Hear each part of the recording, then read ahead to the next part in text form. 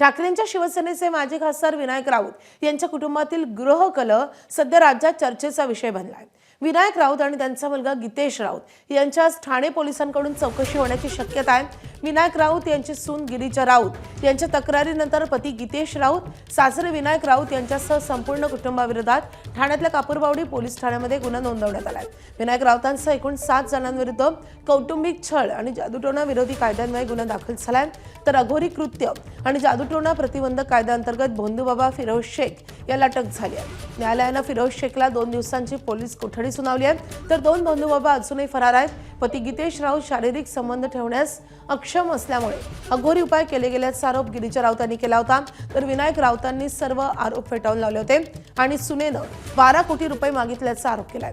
त्यामुळे या प्रकरणी माजी खासदार विनायक राऊत आणि त्यांचा मुलगा नगरसेवक गीतेश राऊत या दोघांची ठाणे पोलीस चौकशी करणार आहेत आणि त्यासाठी हे दोघांनाही आज बोलवण्याची शक्यता आहे। दरम्यान ठाकरेंच्या शिवसेनेचे स्थानिक पदाधिकारी आणि कार्यकर्ते देखील पोलीस स्टेशनवर येण्याची शक्यता असल्यानं तणावाचं वातावरण निर्माण होण्याची शक्यताही वर्तवली जाते।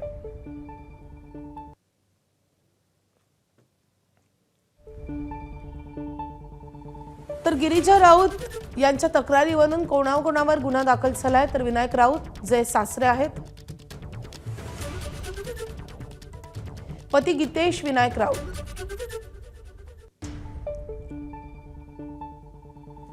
श्यामल विनायक राऊत सासू,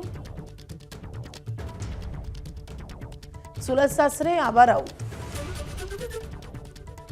भोंदूबाबा फिरोज शेख जो सध्या अटकेत आहे,